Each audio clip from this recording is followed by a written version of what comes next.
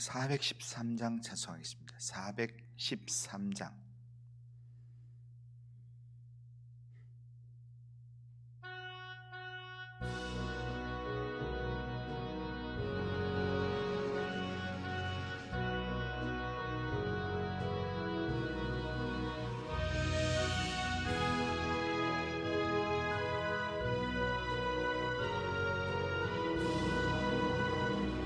내 평생에 가는 길 순탄하여 늘 잔잔한 강 같든지 큰 풍파로 무섭고 어렵든지 나의 영혼은 늘 편하다. 내 영혼 평안해. 내 영혼 평안해. 조마귀는 우리를 삼키려고 입 벌리고 달려와도 주 예수는 우리의 대장되니 끝내 싸워서 이기리라.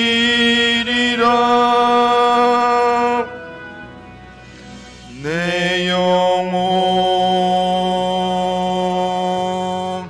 평안해. 내 영혼 평안해. 내 지은 죄 주홍빛 같더라도 주 예수께 달되면 그 십자가 피로써 다시 쓰사 흰 눈보다 더 정하리라.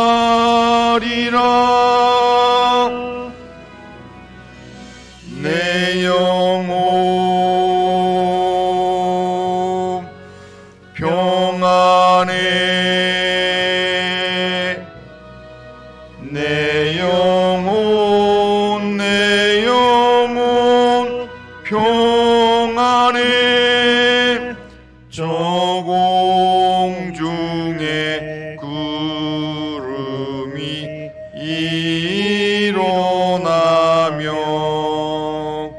큰 나팔이 울릴 때에 주 오셔서 세상을 심판해도 나의 영혼은 겁없으리. 내 영혼 평안해. 내 영혼 평안해.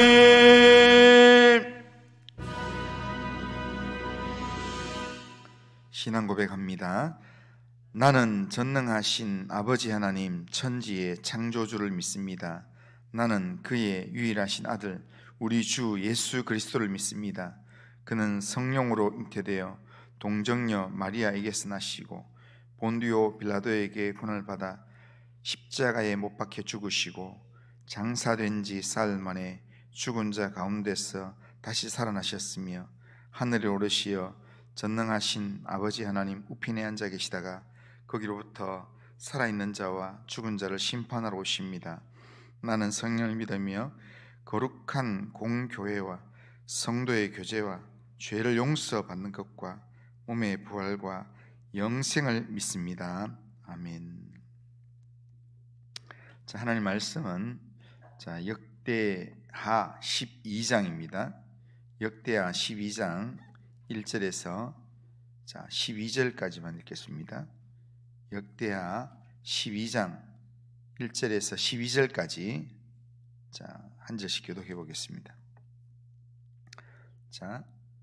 1절부터 12절까지 한 절씩 교독합니다. 르호보암의 나라가 견고하고 세력이 강해짐에 그가 여호와의 율법을 버리니 온 이스라엘이 본받은지라. 그들이 여호와께 범죄하였으므로 르호보암 왕 제5년에 애국 왕 시삭이 예루살렘을 치러 올라오니 그에게 병거가 1200대요 마병이 6만 명이며 애굽에서 그와 함께 온 백성 곧 리비아와 숫과 구스 사람이 헤아릴 수 없이 많더라. 시삭이 유다의 견고한 성읍들을 빼앗고 예루살렘에 이르니 그때에 유다 방백들이 시삭의 일로 예루살렘에 모였는지라. 선지자 스마야가 르호보암과 방백들에게 나와 이르되 여호와께서 이같이 말씀하시기를 너희가 나를 버렸으므로 나도 너희를 버려 시삭의 손에 넘겨노라 하셨다 한지라. 이에 이스라엘 방백들과 왕이 스스로 겸비하여 이르되 여호와는 의로우시다 하매 여호와께서 그들이 스스로 겸비함을 보신지라. 여호와의 말씀이 스마야에게 임하여 이르시되 그들이 스스로 겸비하였으니 내가 멸하지 아니하고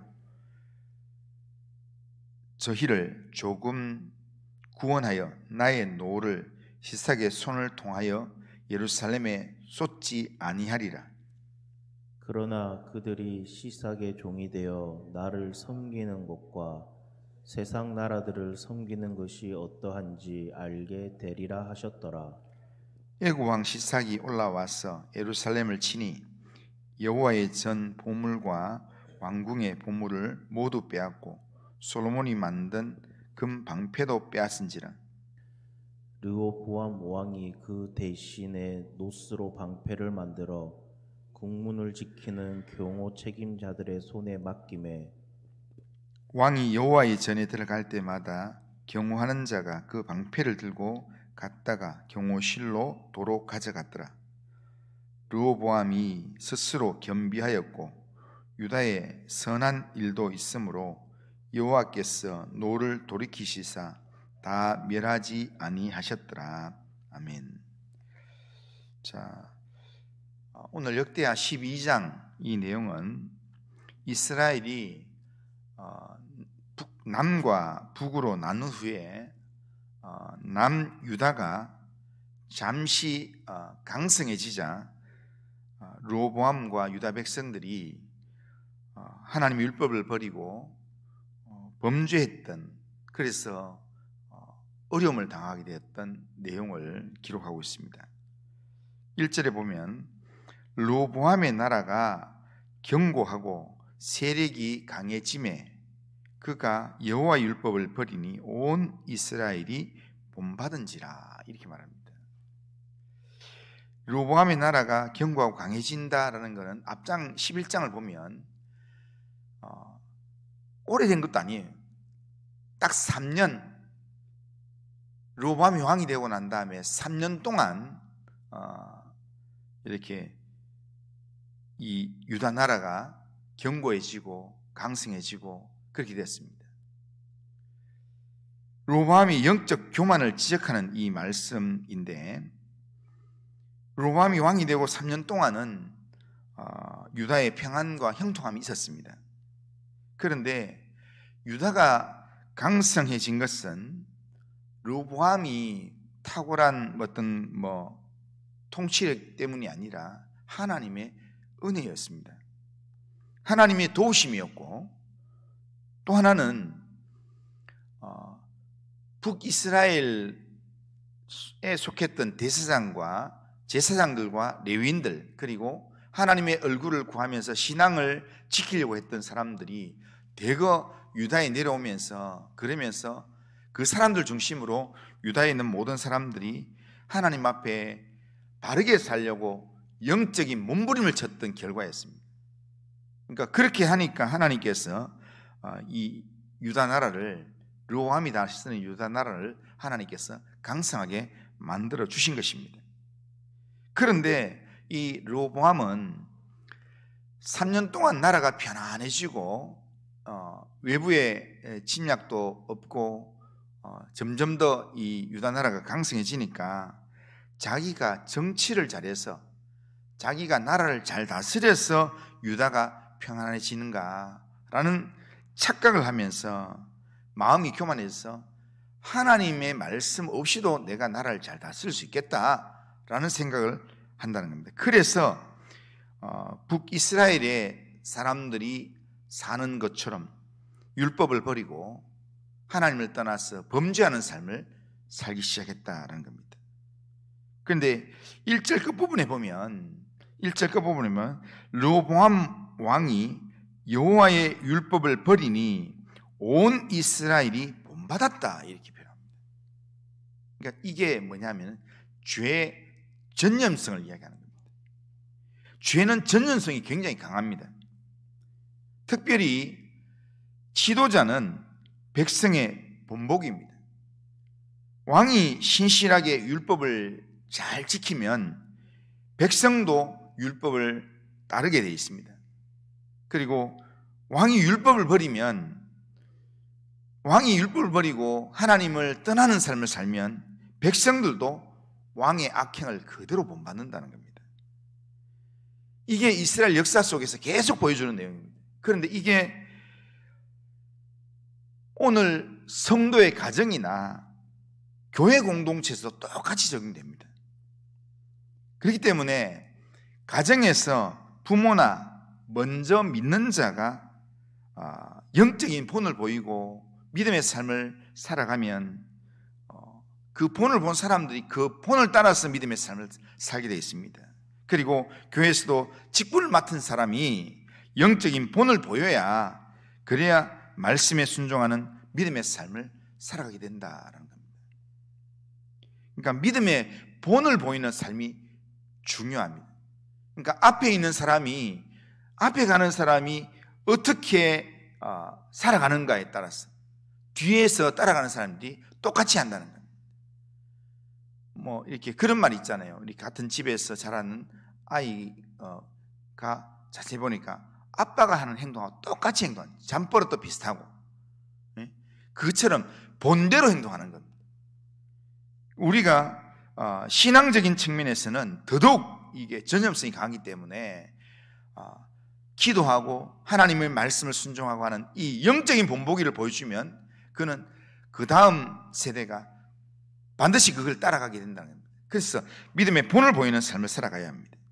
하나님께서는 말씀을 버리고 이 하나님 없이도 살 수 있다고 그렇게 타락하게 되는 르호보암과 유다를 징계하기 위해서 애굽 왕 시삭이 유다를 쳐들어오게 만들었습니다. 4절에 보면 시삭이 유다의 견고한 성읍들을 빼앗고 예루살렘에 이르니, 이렇게 말합니다. 지금까지 르호보암이 견고하게 방비했던 유다 성읍들이, 거기에 방비를 세우고 무기를 갖다 놓고 했던 그 모든 것들이 다 애굽 왕 시삭에 의해서 다 점령당해 버렸습니다. 그리고는 예루살렘까지 쳐들어왔습니다. 그러기에 우리가 분명히 알아야 될 것은 르호보암과 유다가 의지해야 할 요새는 견고한 성읍이 아니라 하나님이라는 겁니다. 하나님 말씀이라는 겁니다. 하나님의 말씀을 붙들고 하나님을 갈망하고 하나님을 의지할 때는 주변 이 성읍들이 견고하게 나라를 버텨주는 그런 모습으로 있지만, 그러나 하나님을 버릴 때 이 성이 결국에는 보호가 되지 않는다는 겁니다. 결국 하나님이 보내신 병거 앞에서 속수무책으로 다 정복당하고 무너지게 된다는 겁니다.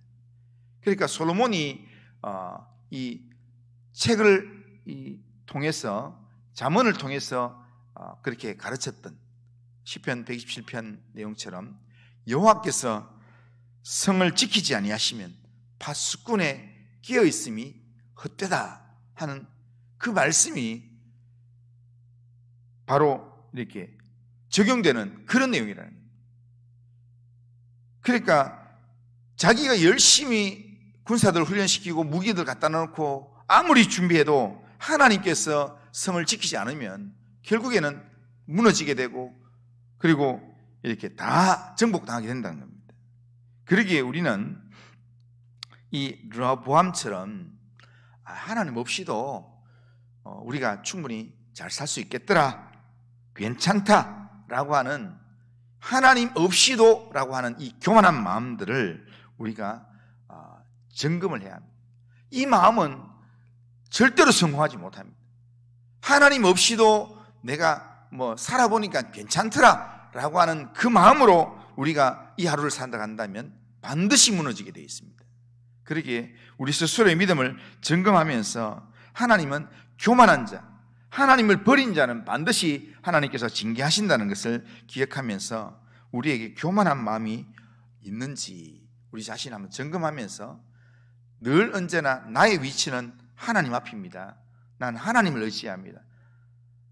찬송가의 가사처럼 내가 매일 십자가 앞에, 그렇게 날마다 십자가 앞에 달려가서 주님을 의지하는 그런 믿음의 삶을 우리가 살아가야 합니다.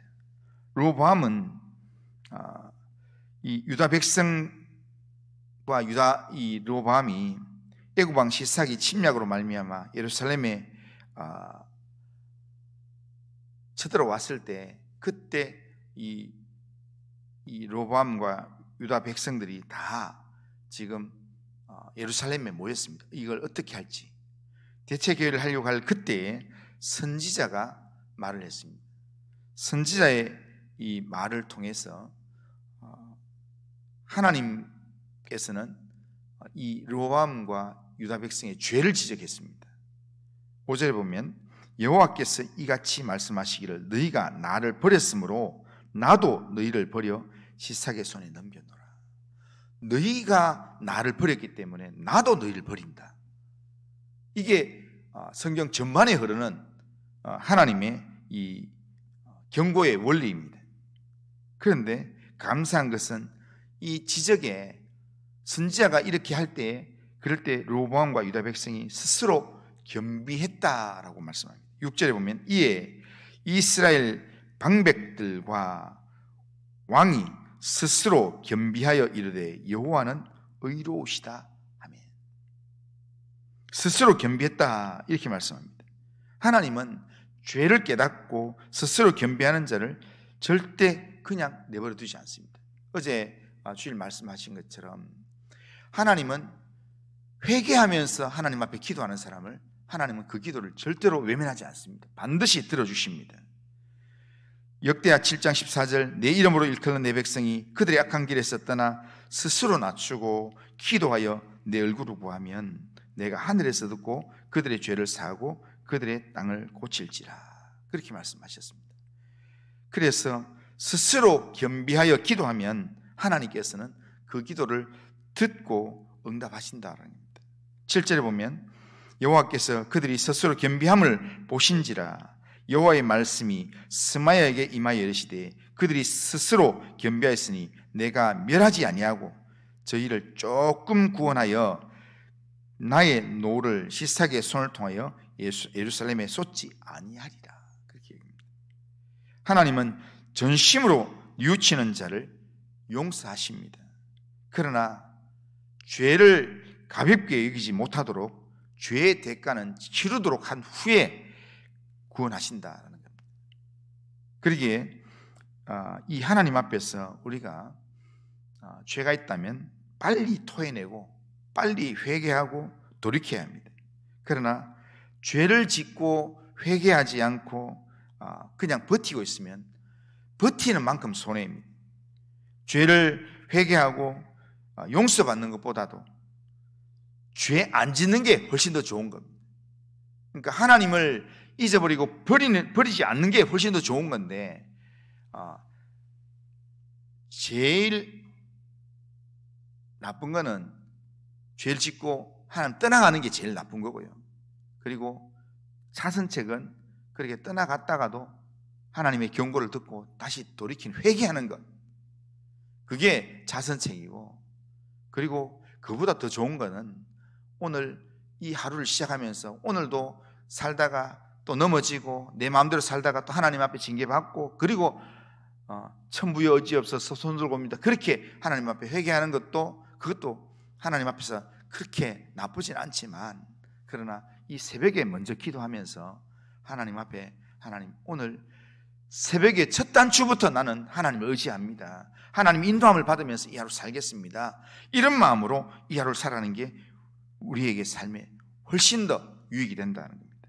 우리는 어려울 때는 하나님을 간절히 찾고 섬기지만 우리의 삶이 잘 되고 형통할 때는 마치 내가 잘해서 잘 되는 것처럼 하나님 잊어버릴 때가 있습니다. 그래서 성경은 바울을 통해서 무릇 선줄로 생각하는 자는 넘어질까 조심하라, 그렇게 말합니다. 우리가 섰다고 생각할 그때에 누가 틈타는가 하면 마귀가 틈타게 되어 있습니다. 그렇기 때문에 우리는 우리의 신앙이 형통할 때, 오늘 내가 하는 일에 별로 걱정이 별로 없고 기도거리가 별로 없을 때, 그때 내가 하나님께 맡기면서 하나님이 내 앞서서 행하십시오. 하나님, 나는 오늘 하나님이 행하시는 일에 나는 따라가겠습니다.